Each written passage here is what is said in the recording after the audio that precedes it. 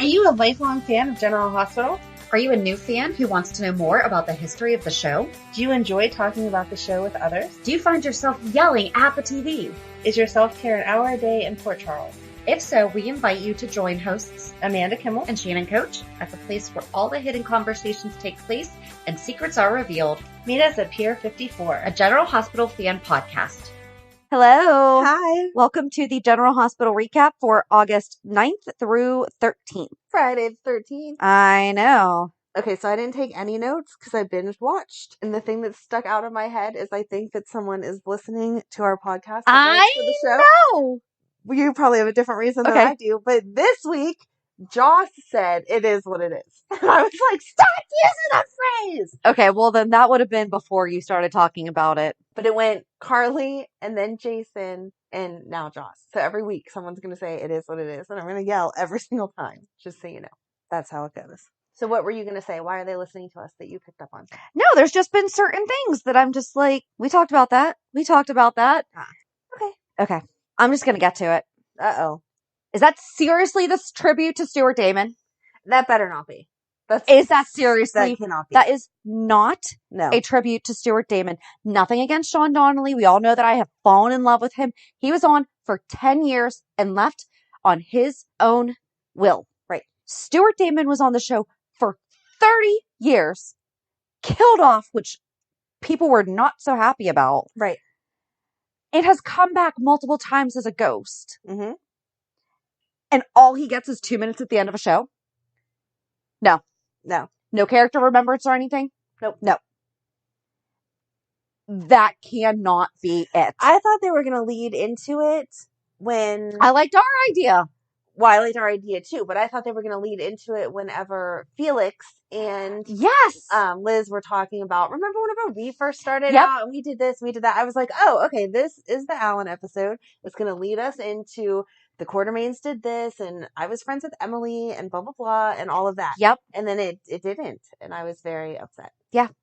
So I'm hoping that there's still a real episode. They could bring coming. Emily back and she could share with someone and just be like, hey, dad's busy, blah, blah, blah. Right. I'm not going to bring Emily back, though. That can't, no, I meant as a ghost. Just make sure that we clarify. No, meant as a ghost.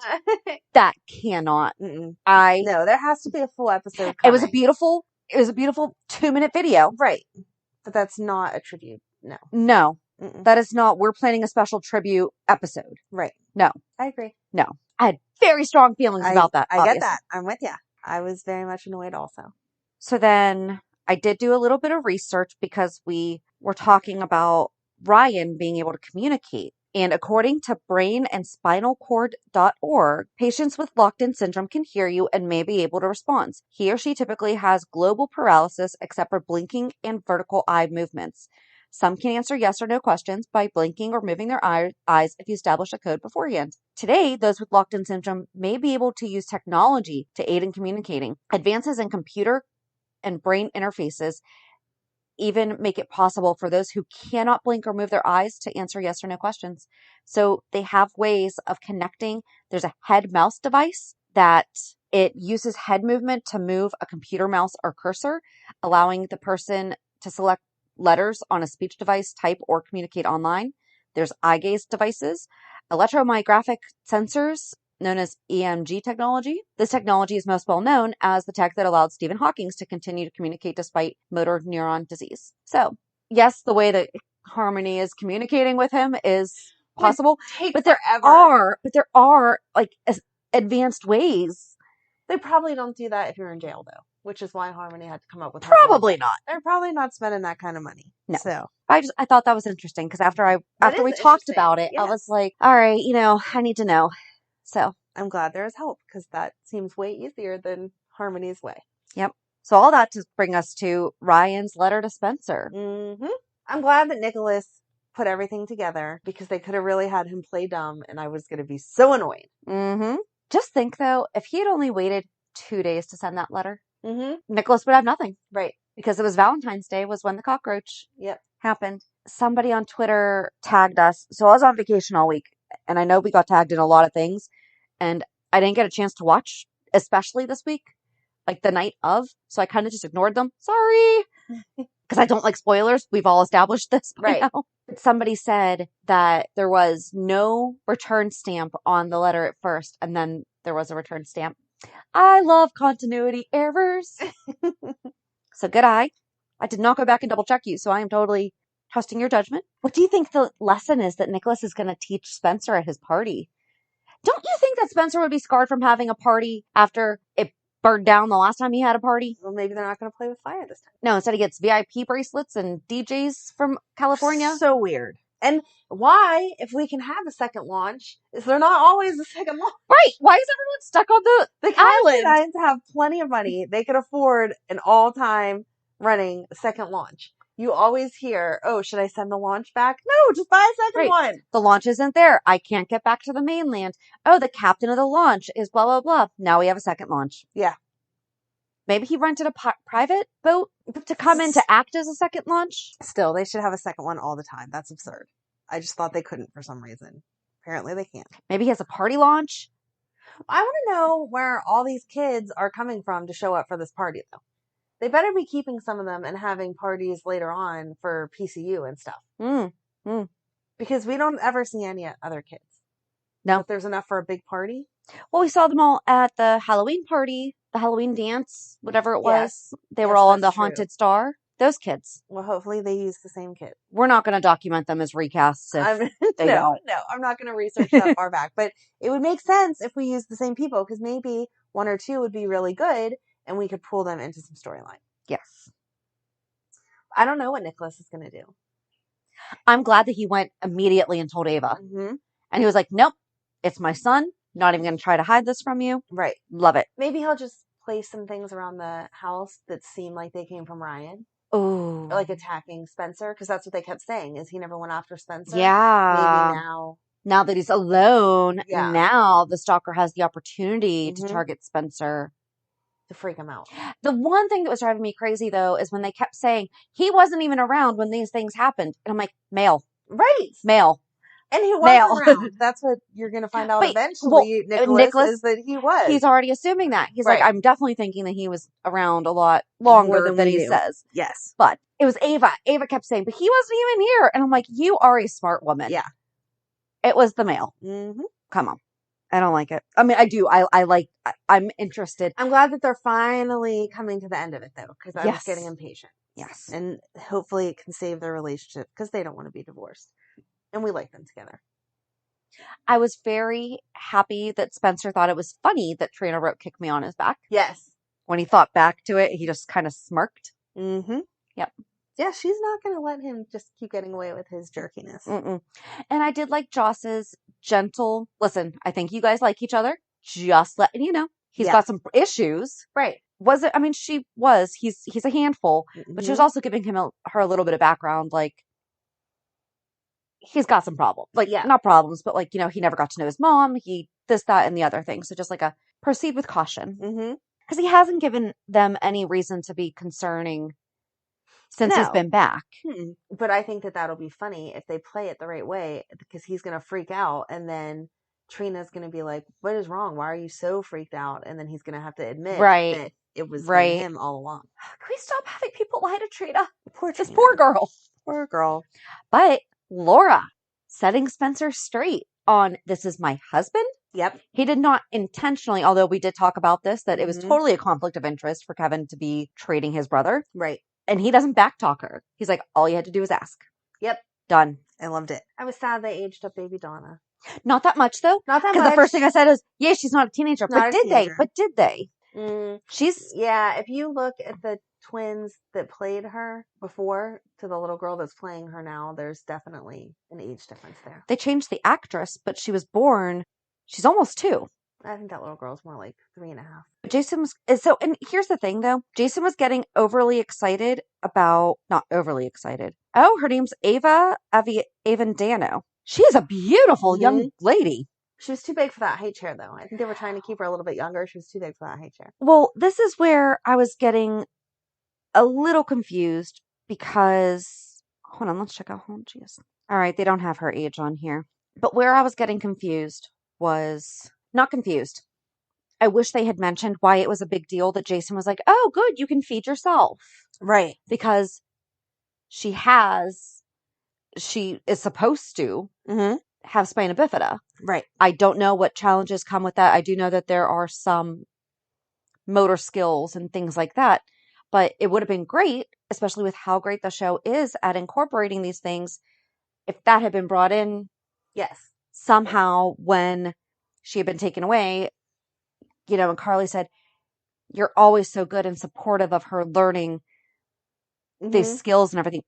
Okay, you saw Steve Burton this week. Yes. You did not see Jason Morgan. You Right. saw Steve Burton feeding a baby this week. That was cute. Because he's like, no. And I'm like, oh, that's a dad moment. But her calling him dad, she is almost 2. It is too soon for her to confuse. That's Jason. Jason has been there since the day you were born. Right. He has been there the day that all of your kids were born, Carly. He raised Michael. Right. Right. And they call him Jason all the time. Right. There's never confusion there. It's not like Joss suddenly started calling him dad 6 months ago and that's what she's hearing. And him saying, like, they will be my family. They are your family. Yeah. Friends are family. That's just, that bothered me a little bit. Just enough where I was like, seriously. I didn't like either side of it because she was pushing it one way where it's like, slow down, Carly. You know you're not getting into this marriage for the right reasons. So quit pushing him as dad.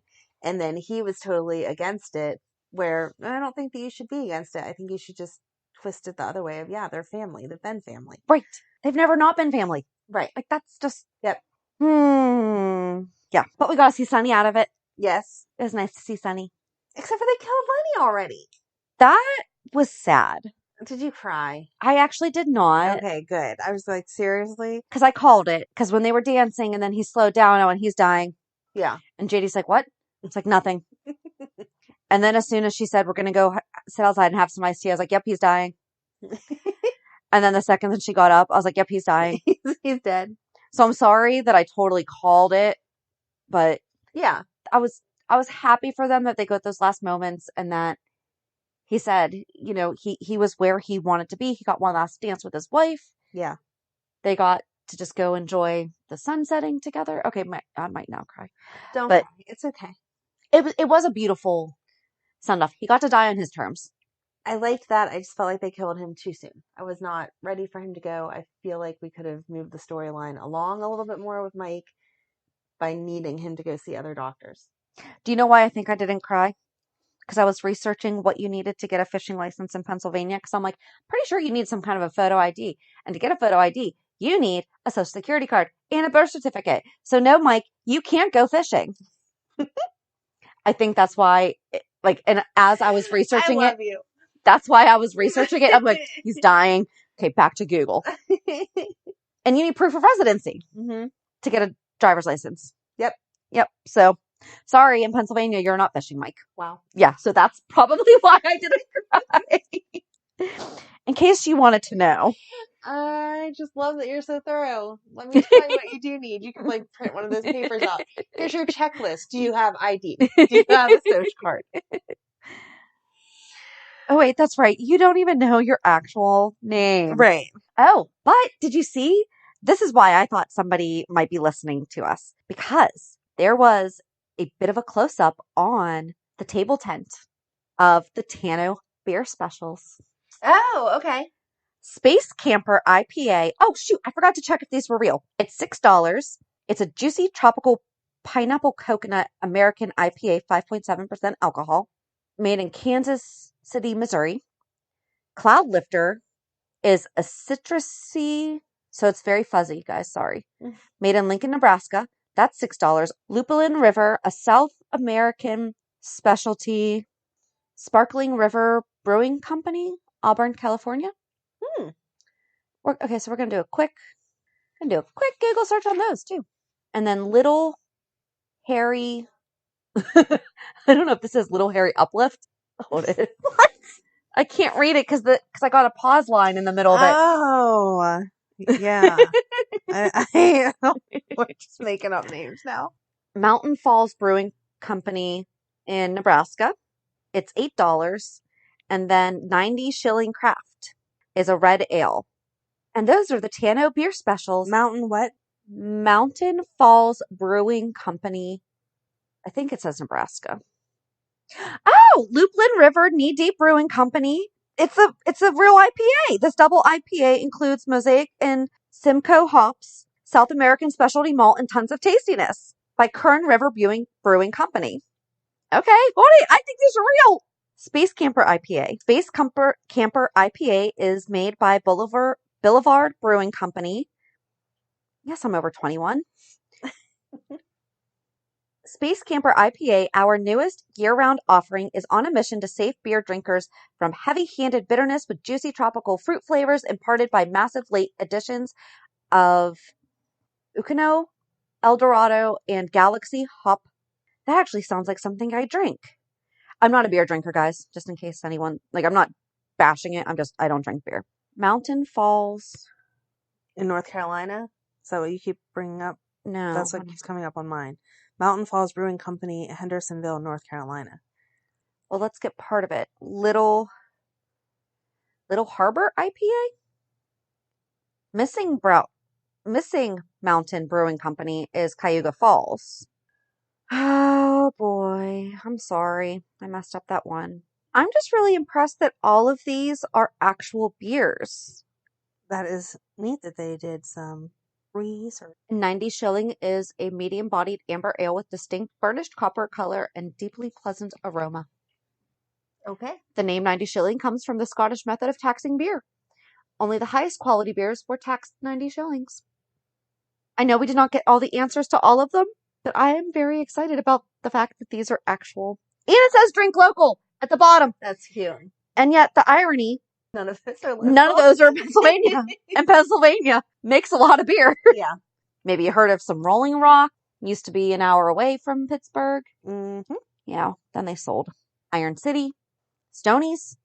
Did you know that Shirley Jones' dad, or Shirley Jones, is from the Stonies family? No. Do you know who Shirley Jones is? No. The mom from the Partridge Family. Oh, okay. Yeah. Okay. I love that you know all kinds of I've known that my whole life because that's what my dad drinks, whatever. Didn't know that. Sorry. Yep. All right. So there's your little beer history. It was on Thursday's opening. So I guess we could go back and rewatch it, but I'm not going to right now. No. Because we got stuff to do. All right. So now that we're done with Lenny's death and the beer list. Oh, we shouldn't be laughing at it, but okay. We're not laughing at his death. We're No. laughing at that you're a dork and like to look up everything. Yes, exactly. So what's next? Oh, I did like that Britt understood Jason's decision, and he said he did not make a single one of those decisions based on his best interest. Right. I liked that he said that. I feel like she knew that. Or what he wants. Or what he wants. Oh, but she needed him to say it. Mm-hmm. Oh, I understand. And Jason talking Jax down. Jax, we had this conversation last time. He's just so ridiculous with it. She is an adult. You cannot force her to do anything. No, and go talk to her. Exactly. She's old enough and reasonable enough that if you expressed your concern, maybe she would want to move in with you. I don't see that happening, but at least have a conversation instead of talking to everyone else. Mm-hmm. I thought it was weird that they brought out the box of her toys from whenever she was little. I don't ever remember seeing that doll before. Neither do I. However, she did let Trina know she used to walk around dressed like corn. Yes. I love that she brings it up all the time. And Trina's like, all right, we'll get back to that. But right now, let's handle this. What else happened this week? I feel like that's all the stuff that stuck out to me. Trina really struggled with accepting that Portia was flawed. And Ava Killed it. Oh, she does not have to tell you that, Trina. Right. Not even sugarcoating. Nope. She was just like, she is your mom. And like we say all the time, this was another thing that I was thinking, oh, maybe someone listens. Because we used to always say, even your adult children should not know your marriage problems. Right. Nope. Yeah, Ava was killing it with that. She laid it all out there. I'm sorry that you're upset, Trina, but no. And I liked that she was like, who told you this? How did you even find out this information? Right. She's like, your mom just told you? Like, she just came out? Wow, would that happen? Right. And then Trina was like, no, that's not what happened. I like that Portia and Jordan are still able to be friends. Yeah.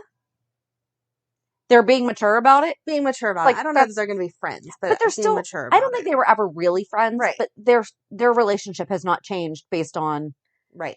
anything that has come out because none of it, they weren't married when this happened and like all the things. Yes. Poor Stella apologizing to Trina, though. And Trina being like, I don't think there's anything to apologize for. No, she needed to apologize. She did. She needed to apologize. I'm glad that she felt bad. She should have felt bad. Why are you screaming someone's business in the middle of the GH hallways, even if Trina at their job? At their job. Exactly. Which is just, you shouldn't be doing it in the middle of the hallway to begin with, but at someone's job. Right. Like, no. So I'm glad that she apologized. I did like that Jordan and Curtis both tried to not tell her things. Right. They were like, no. It's okay. You just got upset. Oh, yeah, well, then that did happen, huh? Well, you kind of let Trina know that her mom and I had an affair back in the day. And yeah, maybe the divorce had something to do with it, but yeah. How has she not figured out this letter by now, though? I'm telling you, it's ridiculous. And how are they not going to figure it out? You get a copy of official papers whenever everything is filed. Oh, so they'll figure it out soon. So they should. They should. If you want to be divorced, you're on the lookout for those. You're calling your attorney asking, hey, did that get processed? What the heck? Yeah. Very, very true. And then Naomi died? Yes. Okay. Yes. Wouldn't it be nice if they somehow tied her into dying the same way that Neil did? That way we could get some closure on his. That would be lovely. Because he somehow died of a drug overdose between his toes. Right. And hers was which is not uncommon if you are a drug user. Right. For that to happen. However. But that's not a place you normally look for. Correct. So maybe Neil has some kind of a tie to the past with Hayden too. That would be fun. I would like if they put that all together. I would have liked her to be around a little bit longer before they killed her, though. Right. And now Finn has to figure out how to tell Violet. Yes. Sorry that your grandma popped into town. Now she's dead. Right. Did you ever notice that only Sam calls Liz Elizabeth? I guess that's true. Maybe Laura does sometimes, now that I'm thinking about it in my head. And obviously Lucky did when he wrote that super romantic song about her. I love the smile you get when you talk about that. It was a beautiful song. I think Laura's called her Liz before. I think he calls her Liz, but I do think that she calls her Elizabeth. Elizabeth when it's like a serious conversation. Yeah. But yeah, you're right. Sam. Hi, Elizabeth. Says Elizabeth. Yeah. Huh. Good job putting 2 and 2 together, though, that Naomi saying a full name. Exactly. Because I'm sitting there going, Hayden would not have called Violet a time suck. She has to be lying. Okay, good, but who's that? And now she's dead. And her body is not cold after 5 minutes. Nope. Okay. I was distracted in those scenes because Sean was there and he was looking mighty fine this week. Not that he doesn't always, but... But seriously, what's it going to take for him to be cleared? I don't know. It's so ridiculous. And then I did not like this when Sean was like, we should call the cops. And Sam's like, I can't call the cops. You can't call the cops. We're both on parole. We'll call somebody that I know will help us. Oh, yeah, it's a cop. She's making Dante go against. Right.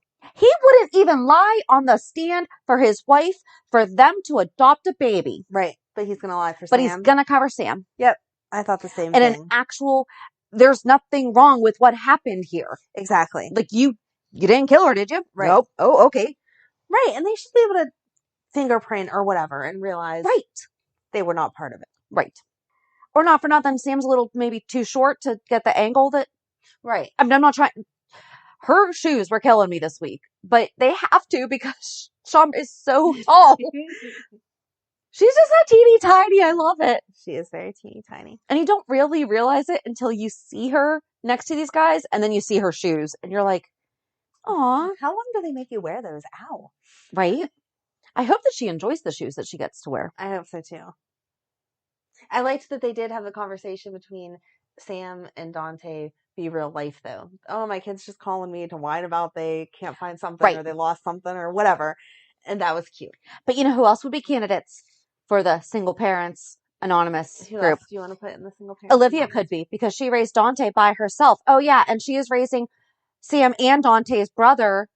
She was raising him as a single mother for a period of time. Oh, and Alexis, yeah. Their sister Christina's mom raised all of them all of them as a single mom too. So their own mothers who raised them and their siblings. Nope, it's just the two of them. Nope, just the two of them. They're the only ones that go to the club. And where are they getting beer and snacks and possibly dinner now that the floating rib's gone? Is that the Savoy? That's kind of fancy for. That is kind of fancy. And that's a club. Yeah, that's It's not beer and snacks. Mm-mm. When I hear beer Charlie? and snacks, oh, maybe, okay. Yeah, they could go see their sister, who's the manager. She'll hook them up. And be like, why is With my food. sister? With food. Why is my sister dating my brother? This is weird. Ugh. Oh my goodness. And then my favorite part of the whole week was Scott and Liesel. They're so cute. adorable. I love them. They're funny and witty and adorable. Oh, I love them. Yep.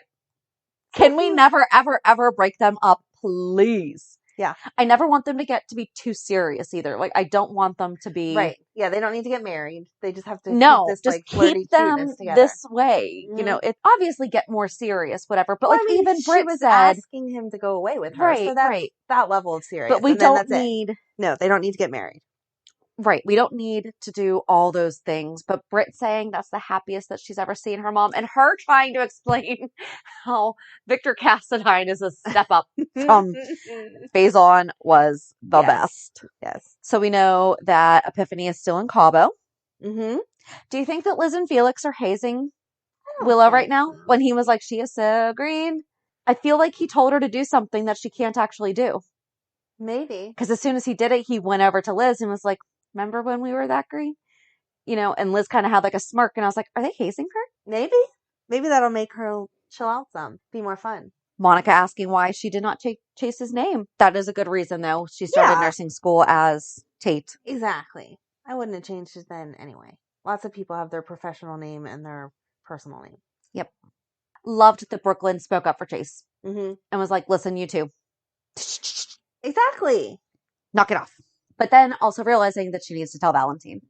But you get she that. Didn't say it. But you get that. Every time that she says it, her face does that. But here's the thing. I have a big Their secret situations are 100% not alike. Right. Brooklyn is protecting the safety of a child from someone who she does not know is dead. Right. She is protecting the safety and well-being of a child. We don't know that he's dead either. His body's true. missing. True. That is true. Very true.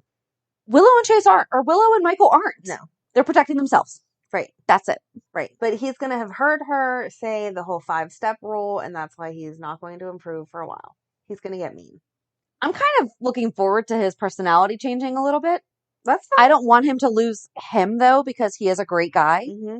Do not like Austin egging him on, though. But at least Austin was straight up, listen, you can get anywhere in the house. Right. Can you just go do this for me? He wasn't actually Yes, he didn't being lie. as manipulative as I thought he was going to be at the beginning. Right. Because I thought he was going to mess with his recovery. Yeah. But nope. I don't know. I still think that Chase is not going to go through with being mean to... I think he's not going to let them off easy. I don't think it'll last for long. But no, but he's going to be the one to end it and be like, listen, I know about you guys. Right. No, he should all you had to do was tell me. Make them feel like a jerk. I just hope that he doesn't take it too far. I don't think he will. I think no matter what he does, they're going to feel like jerks because they are. Right. Like they've reached the... Yes. They should have, like Austin said. And yeah, she married you because she thought you were dying. But guess what? You've been alive for how long now? Exactly. At some point here. And she's been affectionate towards him. And she, like, there have been reasons for Chase to believe that his marriage to her is real. Right. And going through what you hear about, you know, yeah, there's an issue with somebody's physical, whatever. Like, there's always going to, those are all things that come with injury and sickness and everything like that. There's things to adapt to.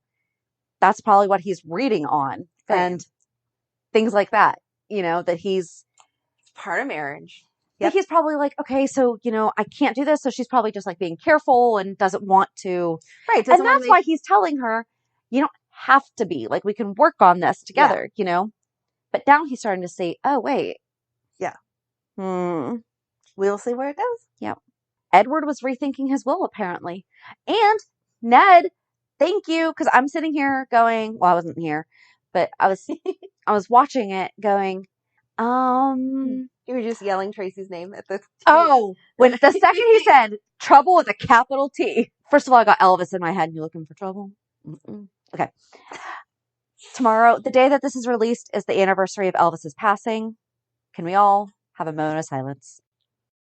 Okay, that can be it. Today is my Grammy's birthday, the 15th, and she was in love with Elvis, and he died the day after her birthday. Aww. And Ned can sing, and so we go back to Elvis and Ned there. Second that he said trouble with a capital T, I was like, oh God, what did Tracy do now? Yes, exactly. But the fact that she knew, Austin has a case. Yep. And I was like, you guys can't fight that. Exactly. You know, if one of you is willingly, and Ned said it. I hope she comes back just for a little snippet. Well, we have 4 months until Christmas, so she always comes back around Christmas now. I know, but I don't want them to drag it out till Christmas. No dragging out till Christmas. But I did like that Ned was like, I don't know what the right thing is. Mm-hmm. And Olivia was all, oh, honey, thanks for doing the right thing. Shucker. Ugh. So JD asked me, has there ever been a time on the show that someone is not mad at somebody else? And I was like, no. No, it wouldn't be any fun then. No. I was like, well, holiday episodes, maybe. I was like, but even still, then sometimes we still get the little. Yeah, no. Mm-hmm. I thought that was funny. So cute. No, we need the drama. That's the whole point. I know. And when in real life is there ever a time Exactly. when somebody you know is not mad at somebody else? Never? No. Okay. That's all that I have. Don't get intimidated by my 3 pages. A lot of them are handwritten like huge. No, you're good. I just did not take notes because I watched them all in a row and yeah, didn't happen. I guess that brings us to reality check. You should have a way more fun reality because you were on vacation. I forgot the Oreos. I found them and I bought them and I forgot them. Gosh! So it's going to have to be done. Continue to next week. I'm so sorry. I took a picture and sent them to you. I got the Oreos. I put them right on the counter so I wouldn't forget them and I did not bring them. So Jeez Louise. I'll have to wait 1 more week to see if it loses its poppiness when you dip it in milk, which I'm still telling you it absolutely has to, but whatever. So besides that find, my week was not that exciting. I came home. Emily got her learner's permit. That's what's exciting in our house, or terrifying, however you want to look at it. And Madeline had her first cheer game yesterday, which is how I got this lovely sunburn. Aww. Because every year I forget to put on sunscreen the first game. And then I come home and complain about how burnt I am. So followed tradition and did it again this year. Is that like a good luck charm now? Like, do you have to do it? No, I'm so flustered the first day because we're trying to get out the door on time. Yeah. And this year it was even more so because I'm really surprised at that because you're so like sunscreen. I am. Sunscreen. And Madeline was sunscreen from head to toe, even parts of her body that the sun was not going to hit because she had her uniform on. But because I'm like, we have to go, blah, blah, blah, I did not take time to sunscreen myself. And the other kids were in a hurry because they were going to their dads afterwards to help move houses and whatever. And so, yeah, Madeline was sunscreened. She does not have a dot of sunburn on her, but I have a whole bunch. So there you go. I will survive. It'll be okay. And then hopefully I'll remember next year not to do this. But yeah, that's it. Set yourself a reminder. Everyone says that about everything, and I don't do reminders. I do it all the time. I set myself reminders for in the future all the time. And then it pops up and I'm like, oh, thank you, Past Shannon. Past Shannon. Okay. That's how I remember to cancel subscriptions for things. Yeah, I forget everything all the time. Yep. I just don't do that. All right, so tell us all about your vacation because you had to have been doing super fun things the whole week. Well, I came back with a lot of bug bites because no joke, there are a ton of bugs in South Carolina. You won't be taking Madeline there. And I sprayed up with bug spray. Maybe just not as much as I should have. I definitely did get a little bit more golden and I did put sunscreen on. Good girl. But we had a good time. We went to Fort Sumter, which is where the Civil War started. And my husband used to do Civil War reenacting. I was going to say, he must have totally geeked out. Well, it was my idea. And he's like, we don't have to go. I was like, we're going to be an hour away from where the Civil War started. Yeah, we are. Yeah. It's not the only nerd in the family. That's very true. And we got to visit a place called the Boone Plantation, which at first I was like, I don't really want to go to a plantation. Yeah. But they sell like combo tickets with Fort Sumter, and I looked up the plantation and they have received awards and accolades for the way that they portray how slaves were treated during the day. Oh, wow. So I was like, okay, cool. We can go explore this place. The kids can actually learn because they actually have I think she's a descendant of, they're Gullah Geechee, which is like the heredity. And this woman shares about their past. And it was a really nice intellectual hearing how things used to be, and realizing really have come a far way, but at the same time, not so much. 3 things I did not know about this plantation before we went. 1, the gardens are in the shape of butterfly wings. So if you're looking at above it, Right down the middle is the butterfly body, but then the sides are shaped like the wings. And I'm like, what? I love butterflies, guys. Like, kind of, it's a problem. It's not a problem. It's not obsessive. It's an obsession. I just really like them. Mm-hmm. So I didn't know that they had them, and then found out. Also, it's where the movie The Notebook was filmed. Oh, wow. Part of it, the plantation was used as Allie's summer home. Okay. And then when they filmed the lake scene where they're caught in the rain, was in the lake behind the house. Oh, that's cool. And it's where Ryan Reynolds and Blake Lively got married. Very cool. Yeah, no idea. Huh. I was like, oh, okay. But so it was really, really good. And that was just Monday. I'm not going to take you through my entire week. Aww. But we also went to a couple different beaches and went on a dolphin watch Thursday morning. That was fun. We did see live dolphins, actually. So we followed one or two on the dolphin watch. But then when we were at Fort Sumter in the Charleston Bay, they have a bunch of dolphins. Oh. So we kind of got like a twofer. And then we did this thing called Pirate's Voyage, which is like medieval times, but it's pirate themed instead. Okay. On Friday night. And then we took forever getting home yesterday, and I am exhausted today. Okay. And the whole way home, so my son's going to college this week, and I'm not really there. Mm-hmm. I can't. Right. And I can't talk about it too much. Right. Because I've already done it. I cried. It was the last day on the beach. Like, I just lost it. He and I were having a great conversation out in the middle of the ocean. Not in the middle of the ocean, obviously. About 20 feet off the coast. And I was like, okay, I'm just going to go sit on the beach, like up on, and I just started crying. I was like, I can't. Mm. So then he introduced me to this podcast called Distractable. Do your girls listen to or watch Markiplier? He's a YouTuber. So he's told me about this guy Markiplier before. And we've watched some of the videos. He's really funny. There is language. So I'm not even going to, like, there's adult language. So if you are a child or if you monitor what your kids, my son is 19. Right. Okay. I'm not watching this with a 9-year-old. Mm-hmm. So I'm also not suggesting that for that age. But Distractable is a podcast with Mark Fishbach, who is Markiplier, Wade Barnes, and Bob Meiskens. They come up with a topic each week. It is so cool. So the three of them are friends. They come up with a topic, and two of them have to tell stories related to the topic, and the third one awards points. And then whoever wins, and there's no rhyme or reason to the points. Okay. It's just like really random. Like, oh, I like how you incorporated the use of color in that. You get 127 points. Okay. Or you said my name right, or you took me down like another thought process. Like you get 2 points. No rhyme or reason. Okay. And whoever wins gets to host and be the judge for the next week's episode. So we listened to it for 10 hours. Oh my God. We listened to every single, so during the week, we listened to a bunch of them too. So it was really nice to be able to listen to this entire show, with my son on the way home from vacation, getting ready to send him off to school. And there's no new episodes until Mondays, but they have things like Hold My Beer, Convention. Bob's Fridge was the first one that I listened to. He actually had me listen to it a couple weeks ago because it has to do with this guy talking about how his new fridge installation got messed up. Mm-hmm. And it is hysterical. And so I'm in real estate and my son's like, stuff like this happened. I was like, oh my God, dude. So that's kind of how it got started with me liking it. And so I really recommend this show. And then they talk about hair, body odor, camping, fake technology, supernatural. So they just all share stories. It is just so funny. And every episode is about an hour. But I loved it. So it was a really nice way to end vacation, was listening to another podcast because I'm caught up on ours. And I found out on Friday, I think it was Friday, that a friend of mine, it was Friday, a friend of mine called me while we were at the beach, and I think she thought that we were home, and she has been trying to have a baby. She's had several pregnancies that have become miscarriages, and they started the adoption process while they were also still trying, and they found out Thursday that they were getting 2 babies. That's so exciting.